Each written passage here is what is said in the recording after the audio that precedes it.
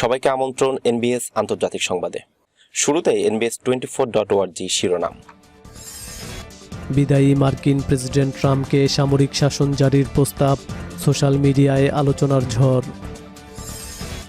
Russia থেকে S-400 কিনলে ভারতও নিষেধাজ্ঞার মুখে পড়বে, ভারতকে সতর্ক করল মার্কিন প্রশাসন। ভারত যাদের হাতে রয়েছে তাদের হাতে মানুষ নিরাপদ নয়, বললেন পশ্চিমবঙ্গ কংগ্রেসের সভাপতি। ইরান নিজেই সন্ত্রাসবাদের শিকার। শেষ মুহূর্তেও ইরানের বিরুদ্ধে ক্ষোভ ঝাড়লেন ট্রাম্প, ব্যর্থতা মানতে কষ্ট হচ্ছে তার। আরও S-400 ক্ষেপণাস্ত্র ব্যবস্থা কিনতে রাশিয়ার সঙ্গে আলোচনা চলবে, বললেন তুরস্কের প্রেসিডেন্ট। বিমানবাহী রণতরী ধ্বংসের সক্ষমতার পূর্ণতা দিতেই এবারের মহড়া, বললেন IRGC প্রধান। এবং হিজবুল্লাহর ক্ষেপণাস্ত্র ইসরায়েলের সামরিক ব্যবস্থাকে অচল করে দিতে পারে, বলছে ইসরায়েলি পত্রিকা। দর্শক, এতক্ষণ শুনছিলেন শিরোনাম, এবার বিস্তারিত। ট্রাম্পকে সামরিক শাসন জারির প্রস্তাব। বিদায়ী মার্কিন প্রেসিডেন্ট ট্রাম্পের সমর্থক এক ব্যবসায়ী হোয়াইট হাউসে তার সাথে দেখা করতে যাওয়ার সময় কি সামরিক শাসন জারির প্রস্তাব নিয়ে যাচ্ছিলেন। ওয়াশিংটন পোস্টের একজন স্টাফ ফটোগ্রাফার এই ব্যবসায়ীর হাতে ধরা কাগজপত্রের যেসব ছবি তুলেছেন সেটি দেখে সোশ্যাল মিডিয়ায় সেরকম আলোচনাই চলছে। সব বড় বড় মার্কিন সংবাদপত্রে শনিবার এই খবরটি বেশ ফলাও করে প্রকাশিত হয়েছে। প্রেসিডেন্ট ট্রাম্পের সাথে দেখা করতে যাওয়া এই ব্যবসায়ীর নাম মাইকেল লিন্ডেল। তিনি যুক্তরাষ্ট্রের মাইপিরো বলে একটি কোম্পানির প্রধান নির্বাহী। এটি মূলত বিছানা এবং বালিশ বিক্রির একটি ব্যবসা প্রতিষ্ঠান। শুক্রবার 15 জানুয়ারি মাইকেল লিন্ডেল হোয়াইট হাউসে যান প্রেসিডেন্ট ট্রাম্পের সাথে সাক্ষাৎ করতে। তিনি যখন ওয়েস্ট উইংয়ের দিকে যাচ্ছেন তখন তার ছবি ধরা পড়ে ওয়াশিংটন পোস্টের স্টাফ ফটোগ্রাফার জেবিন বর্সফোর্ডের ক্যামেরায়। ছবিতে লিন্ডেলের হাতে ধরা পড়া কাগজপত্রে যেসব কথাবার্তা লেখা তার পাঠ উদ্ধার করে অনেকে আঁতকে উঠেছেন। টুইটারে অনেকে এমন মন্তব্য করেছেন, লিন্ডেলের হাতে ধরা নোট পড়ে মনে হচ্ছে তিনি যেন যুক্তরাষ্ট্রে সামরিক শাসন জারির প্রস্তাব করতে যাচ্ছেন। মাইকেল লিন্ডেল হচ্ছেন প্রেসিডেন্ট ট্রাম্পের একজন কট্টর সমর্থক। গত শুক্রবারও তিনি তার ফেসবুক পাতায় পোস্ট দিয়েছেন, সবাই বিশ্বাস রাখুন, আমরা আরও 4 বছর ডোনাল্ড ট্রাম্পকে আমাদের প্রেসিডেন্ট হিসেবে পাব। ওয়াশিংটন পোস্টের ফটোগ্রাফারের তোলা ছবিতে তার হাতে ধরা নোটের যেসব লেখা পড়া যাচ্ছে তার একটি হচ্ছে মার্শাল ল ইফ নেসেসারি, বা প্রয়োজনে সামরিক শাসন। আরেক জায়গায় লেখা move Kash Patel to CI acting, বা ক্যাশ প্যাটেলকে সিআই এর ভারপ্রাপ্ত। ক্যাশ প্যাটেল হচ্ছেন ট্রাম্পের বিশ্বস্ত একজন কর্মকর্তা, যাকে নির্বাচনের পর প্রতিরক্ষা মন্ত্রণালয়ে বদলি করা হয়। সেখানে তিনি জো বাইডেনের টিমের কাছে ক্ষমতা হস্তান্তরের কাজে বাধা সৃষ্টি করছিলেন বলে অভিযোগ উঠেছিল। প্রেসিডেন্ট ট্রাম্প নির্বাচনে পরাজিত হলে সেই ক্ষেত্রে সামরিক শাসন জারির পক্ষে মত দিয়েছিলেন এর আগেও কোনো সমর্থক। রাশিয়া থেকে S-400 কিনলে ভারতও নিষেধাজ্ঞার মুখে পড়বে।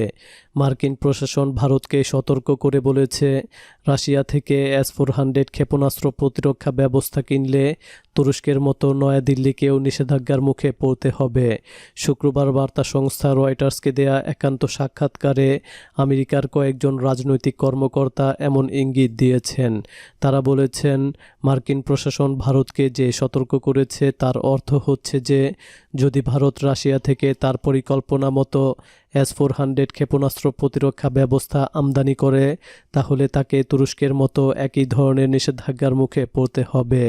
প্রেসিডেন্ট ডোনাল্ড ট্রাম্পের বিদায়ী প্রশাসন যখন ক্ষমতার শেষ মুহূর্তের দিনগুলো পার করছে তখন তারা ভারতকে $550 কোটি এই ক্ষেপণাস্ত্র প্রতিরক্ষা ব্যবস্থা কেনার চুক্তি বাতিলের জন্য চাপ সৃষ্টি করল। আমেরিকা বলছে, ভারত যদি এই চুক্তি বাতিল করে তবে দুই দেশের মধ্যকার চলমান কূটনৈতিক টানাপোড়েনের অবসান ঘটতে পারে। ওয়াশিংটন বলছে, 2017 সালে আমেরিকায় যে সামরিক বিষয়ক আইন পাশ করা হয়েছে তা থেকে নয়াদিল্লি রেহাই পাবে না। মার্কিন ওই আইনে বলা হয়েছে যেসব দেশ রাশিয়া থেকে সামরিক সরঞ্জামাদি কিনবে তাদেরকে আমেরিকার নিষেধাজ্ঞা মোকাবেলা করতে হবে। ভারতে মার্কিন দূতাবাসের একজন কর্মকর্তা নাম প্রকাশ না করার শর্তে বলেন, রাশিয়া থেকে ভারত S-400 ক্ষেপণাস্ত্র প্রতিরক্ষা ব্যবস্থা কিনতে চায়। সে ব্যাপারে ট্রাম্প প্রশাসন সচেতন রয়েছে, তবে এখন পর্যন্ত ভারত এই ব্যবস্থা রাশিয়া থেকে গ্রহণ করেনি। মার্কিন দূতাবাসের ওই কর্মকর্তা বার্তা সংস্থা রয়টার্সকে বলেন, আমরা আমাদের সমস্ত বন্ধু এবং মিত্র দেশকে রাশিয়ার সাথে লেনদেন থেকে বিরত থাকার আহ্বান জানাই, কারণ এতে এই সমস্ত দেশের নিষেধাজ্ঞার মুখে পড়ার ঝুঁকি বেড়ে যাবে। তিনি বলেন, 2017 সালে যে আইন পাশ হয়েছে তাতে কোনো দেশকে বিশেষ ছাড়ের ব্যবস্থা রাখা হয়নি। ভারত যাদের হাতে রয়েছে তাদের হাতে মানুষ নিরাপদ নয়। ভারতের পশ্চিমবঙ্গ কংগ্রেসের সভাপতি অধীর রঞ্জন চৌধুরী এমপি বলেছেন, ভারতবর্ষ আজকে যাদের হাতে রয়েছে তাদের হাতে মানুষ আজ নিরাপদ নয়। নিরাপদ নয় এই কারণে যে তারা বলে এই ভারতবর্ষে সকলের অধিকার সমান নয়। তিনি শনিবার ভাঙড়ে এক জনসমাবেশে বক্তব্য রাখার সময়ে ওই মন্তব্য করেন। ভারতীয় সংসদের নিম্নকক্ষ লোকসভায় কংগ্রেসের দলনেতা অধীর রঞ্জন চৌধুরী বলেন, ভারতে যখন কংগ্রেস সরকার ক্ষমতায় ছিল তখন ভারতবাসীর মধ্যে অনিশ্চয়তা ছিল না, নিরাপত্তাহীনতার ভাবনা ছিল না। মানুষের মধ্যে আমরা ভারতীয় কি অভারতীয় এ নিয়ে কোনো বিতর্ক, কোনো আলোচনা ছিল না। এই ভারতবর্ষ হিন্দুদের রাষ্ট্র না, মুসলিমদের রাষ্ট্র এ নিয়ে কোনো তর্ক ছিল না। এই ভারতবর্ষে মন্দির ভেঙে মসজিদ করব না মসজিদ ভেঙে মন্দির করব তা নিয়ে কোনো বিতর্ক ছিল না। তিনি বলেন, স্বাধীনতা অর্জনের পরে কংগ্রেস ক্ষমতায় আসার পরে ভারতবর্ষের সংবিধান রচিত হয়েছিল। ভারতে সব ধর্মের মানুষের সমানাধিকার প্রতিষ্ঠিত হয়েছিল। এভাবে ভারতবর্ষ এগোচ্ছিল। আচমকা 2014 সাল থেকে তো এদেশে পরিবর্তন হয়নি। এদেশের উন্নয়ন শুরু হয়েছিল স্বাধীনতার পর থেকে, যখন আমরা দেশ পরিচালনার অধিকার পেয়েছিলাম। অধীর রঞ্জন চৌধুরী রাজ্যে ক্ষমতাসীন তৃণমূলের বিভিন্ন কাজকর্মের সমালোচনা করার পাশাপাশি বিজেপির বিরুদ্ধে সোচ্চার হন। একই সঙ্গে তিনি কেন্দ্রীয় সরকারের কৃষি আইন প্রত্যাহারের দাবি, দ্রব্যমূল্য বৃদ্ধিসহ একাধিক বিষয়ে এক প্রতিবাদ মিছিলে অংশগ্রহণ করেন। ইরান নিজেই সন্ত্রাসবাদের শিকার। রাশিয়া বলেছে ইসলামী প্রজাতন্ত্র ইরান নিজেই সন্ত্রাসবাদের শিকার, তবে দেশটি সন্ত্রাসবাদ বিরোধী লড়াইয়ের ক্ষেত্রে অগ্রপথিকের ভূমিকা পালন করেছে। রাশিয়ার পররাষ্ট্র মন্ত্রণালয়ের মুখপাত্র মারিয়া জাখারোভা শনিবার এসব কথা বলেছেন। তিনি বলেন, ইরান সন্ত্রাসবাদী গোষ্ঠীগুলোর বিরুদ্ধে আন্তরিকভাবে লড়াই করছে তার বহু প্রমাণ রয়েছে। বিশেষ করে ইরাক ও সিরিয়ার সন্ত্রাসী গোষ্ঠীগুলোর বিরুদ্ধে লড়াইয়ের ক্ষেত্রে একথা প্রযোজ্য। উগ্র সন্ত্রাসী গোষ্ঠী আল কায়দার সঙ্গে ইরানের সম্পর্ক রয়েছে এবং ইরান এখন নিরাপদ ঘাঁটিতে পরিণত হয়েছে বলে সম্প্রতি আমেরিকা যে বক্তব্য দিয়েছে তাও প্রত্যাখ্যান করেন মারিয়া জাখারোভা। গত মঙ্গলবার মার্কিন পররাষ্ট্রমন্ত্রী মাইক পম্পেও অভিযোগ করেন, ইরান এখন আল কায়দার নতুন ঘাঁটি হিসেবে ব্যবহৃত হচ্ছে, তবে তিনি এ ব্যাপারে কোনো প্রমাণ তুলে ধরেননি। পম্পেওর এই অভিযোগকে ভিত্তিহীন ও উদ্ভট বলে প্রত্যাখ্যান করে তেহরান। ইরানের পররাষ্ট্রমন্ত্রী মোহাম্মদ জাওয়াদ জারিফ একে যুদ্ধংদেহী মিথ্যা বলে মন্তব্য করেন। তিনি এক টুইটার বার্তায় বলেছেন, কেউ আর বোকা নেই। 9/11-এর সন্ত্রাসীরা পররাষ্ট্রমন্ত্রী পম্পেওর প্রিয় মধ্যপ্রাচ্য থেকে এসেছিল, কেউ ইরান থেকে যায়নি। শেষ মুহূর্তেও ইরানের বিরুদ্ধে ক্ষোভ ঝাড়লেন ট্রাম্প। মার্কিন প্রেসিডেন্ট ডোনাল্ড ট্রাম্প আর মাত্র 5 দিন ক্ষমতায় রয়েছেন। এত অল্প সময়ের মধ্যেও তিনি ইরানের উপর সর্বোচ্চ চাপ সৃষ্টির ব্যর্থ চেষ্টা অব্যাহত রেখেছেন।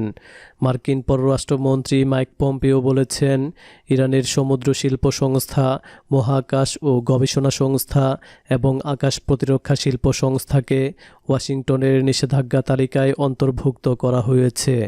মাইক পম্পেও এক বিবৃতিতে দাবি করেছেন, ইরানের প্রচলিত প্রচলিত অস্ত্রশস্ত্র মধ্যপ্রাচ্যসহ সারা বিশ্বের নিরাপত্তার জন্য হুমকি। এছাড়া তিনি ইরানের শান্তিপূর্ণ পরমাণু কর্মসূচিকে আন্তর্জাতিক নিরাপত্তার জন্য স্থায়ী হুমকি হিসেবে অভিহিত করেন। মার্কিন প্রেসিডেন্ট ট্রাম্প 2018 সালের 8 মে পরমাণু সমঝোতা থেকে বেরিয়ে গিয়ে ইরানের উপর চাপ সৃষ্টির জন্য তিনি এমন কোনো উপায় বা মাধ্যম নেই যা তিনি ব্যবহার করেননি। ইরানের অর্থনৈতিক সেক্টরে এমন কোনো জায়গা নেই যেখানে তিনি নিষেধাজ্ঞা দেননি। এমনকি এই কয় বছরে যেসব দেশ এসব নিষেধাজ্ঞা মেনে চলতে চায়নি তাদের বিরুদ্ধেও যেমন রাশিয়া ও ভেনেজুয়েলার মতো দেশগুলোর উপরও কঠোর নিষেধাজ্ঞা দিয়েছে ওয়াশিংটন। সর্বোচ্চ চাপ সৃষ্টি করে মার্কিন প্রশাসন তাদের ইচ্ছামতো চুক্তি সই করতে ইরানকে বাধ্য করার চেষ্টা চালিয়েছে, কিন্তু তবুও ইরান তার অবস্থানে অটল রয়েছে এবং অর্থনৈতিক ও রাজনৈতিক ক্ষেত্রে ইরানকে কাবু করার সব চেষ্টা কার্যত ব্যর্থ হয়েছে। মার্কিন সংবাদ মাধ্যম ইনসাইড আরাবিয়া পরমাণু সমঝোতার ব্যাপারে ওয়াশিংটনের প্রতিশ্রুতির ভঙ্গের বিষয়টিকে এড়িয়ে গিয়ে বলেছে, 2 বছর ধরে ইরানের উপর সর্বোচ্চ চাপ সৃষ্টির চেষ্টা চালিয়েও প্রেসিডেন্ট ট্রাম্প ব্যর্থ হয়েছেন। প্রকৃতপক্ষে প্রেসিডেন্ট ট্রাম্প কোনো দেশের স্বাধীনতা ও সার্বভৌমত্বের গুরুত্ব না দিয়ে স্বেচ্ছাচারী মনোভাব নিয়ে যা ইচ্ছা তাই করছেন। এ ব্যাপারে রুশ জ্বালানি মন্ত্রী আলেকজান্ডার নোভাক বলেছেন, ওয়াশিংটনের নীতিবিরোধী দেশগুলোর উপর মার্কিন নিষেধাজ্ঞার কারণে সারা বিশ্ব ক্লান্ত হয়ে পড়েছে। এদিকে বিশ্বব্যাপী করোনা মহামারী ছড়িয়ে পড়ায় সারা বিশ্বের দেশগুলোর মধ্যে পারস্পরিক সহযোগিতা জরুরি হয়ে পড়েছে, কারণ কোনো দেশের অবস্থা খুবই ভয়াবহ। করোনা পরিস্থিতিতে মার্কিন নিষেধাজ্ঞার প্রভাব ইরানেও পড়েছে। বিশেষ করে মার্কিন নিষেধাজ্ঞার কারণে ইরান বাইরে থেকে কোনো ওষুধ আমদানি করতে না পারায় দেশটি ঝুঁকির মধ্যে রয়েছে।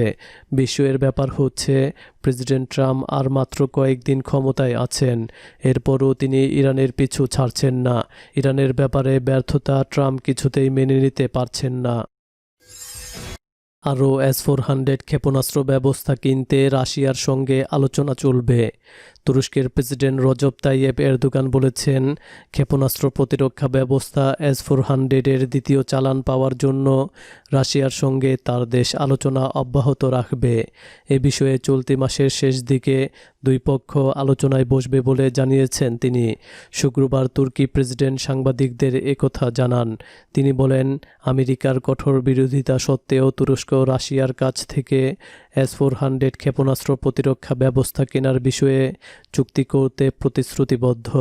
এরদোগান বলেন, আমাদের প্রতিরক্ষা শিল্পের জন্য কী ধরনের পদক্ষেপ নেব তা অন্য কোনো দেশ ঠিক করে দিতে পারে না। এটি সম্পূর্ণ আমাদের ব্যাপার।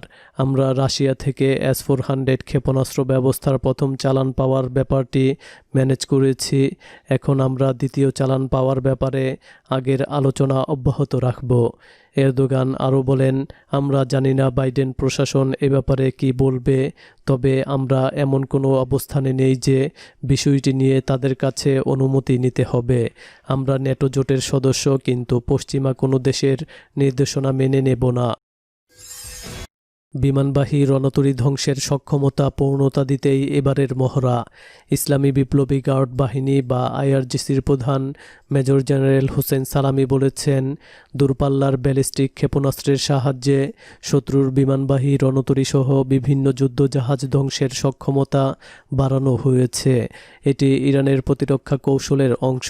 শনিবার মহানবী সাল্লাল্লাহু আলাইহি সাল্লাম 15 মহড়ার অবকাশে সাংবাদিকদের তিনি একথা বলেছেন।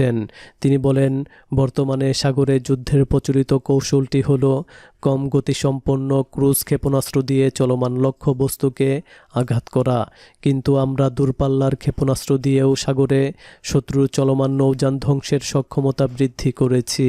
তিনি আরও বলেন, ইরানের আয়তন বড় হওয়ার কারণে দেশের মধ্যাঞ্চল থেকে দূরপাল্লার ব্যালিস্টিক ক্ষেপণাস্ত্র দিয়ে সাগরে শত্রুর বিমানবাহী রণতরী, ডেস্ট্রয়ার ও অন্যান্য যুদ্ধজাহাজ ধ্বংস করা সম্ভব। এই সক্ষমতা অর্জনের লক্ষ্য আগে স্থির করা হয়েছিল। আমরা সেই লক্ষ্য অর্জন করেছি। IRGCর প্রধান বলেন, ব্যালিস্টিক ক্ষেপণাস্ত্র দিয়ে সাগরে চলমান লক্ষ্যবস্তুকে ধ্বংসের সক্ষমতা প্রতিরক্ষা ক্ষেত্রে অনেক বড় অর্জন। আইআরজিসির অ্যারোস্পেস ফোর্স এই প্রক্রিয়া সম্পন্ন করতে সক্ষম হয়েছে। হোসেন সালামি বলেন, এই মহড়ায় আমরা অ্যারোস্পেস ফোর্সের দৃঢ় অবস্থান ও শক্তিমত্তা প্রত্যক্ষ করেছি। প্রয়োজনের সময় যুদ্ধের ময়দানে এর পুনরাবৃত্তি ঘটবে। হিজবুল্লাহের ক্ষেপণাস্ত্র ইসরায়েলের সামরিক ব্যবস্থাকে অচল করে দিতে পারে। লেবাননের ইসলামী প্রতিরোধ আন্দোলন হিজবুল্লাহর ক্ষেপণাস্ত্র দখলদার ইসরায়েলের পুরো সামরিক ব্যবস্থাকেই অচল করে দিতে পারে, এই কথা স্বীকার করেছে ইসরায়েলি দৈনিক মায়ারিফ। ইসরায়েলের প্রখ্যাত সামরিক বিশ্লেষক অ্যালান বেন ডেভিডের একটি নিবন্ধ শুক্রবার দৈনিক মায়ারিফ পত্রিকায় প্রকাশিত হয়েছে। ওই নিবন্ধে তিনি লিখেছেন, ইসরায়েলের ব্যাপক চেষ্টা সত্ত্বেও হিজবুল্লাহকে ক্ষেপণাস্ত্র থেকে দূরে রাখা যায়নি। তারা ক্ষেপণাস্ত্রের অধিকারী হয়েছে, আর এই ক্ষেপণাস্ত্র ইসরায়েলের কৌশলগত সামরিক ব্যবস্থার পুরোটাকেই অকেজো করে দিতে পারে। তিনি আরও লিখেছেন, হিজবুল্লাহর কাছে যেসব নিখুঁত ক্ষেপণাস্ত্র রয়েছে তা দিয়ে তারা তেল আবিবের হাকরিয়া ঘাঁটিতেও আঘাত হানতে পারবে। ওই ঘাঁটিতেই রয়েছে ইসরায়েলের গুপ্তচর সংস্থার প্রধান দপ্তর এবং সামরিক বাহিনীর সেন্ট্রাল কমান্ড। লেবাননের হিজবুল্লাহর মহাসচিব সাইয়েদ হাসান নাসরুল্লাহ সম্প্রতি বলেছেন, এক বছরে হিজবুল্লাহর নিখুঁত ক্ষেপণাস্ত্রের সংখ্যা দ্বিগুণ হয়েছে। তিনি আরও বলেছেন, দখলদার ইসরায়েলের যে কোনো স্থানে হামলা চালানোর মতো ক্ষেপণাস্ত্র তাদের আছে। এর আগে ইসরায়েলের সাবেক যুদ্ধমন্ত্রী অ্যাভিগডর লিবারম্যান বলেছেন, হিজবুল্লাহর রয়েছে মধ্যপ্রাচ্যে শক্তিশালী সামরিক বাহিনী। দর্শক, এই ছিল এখনকার মতো। আমাদের পরবর্তী সংবাদ দেখার আমন্ত্রণ জানিয়ে বিদায় নিচ্ছি আমি শফিউল আলম আরাফ।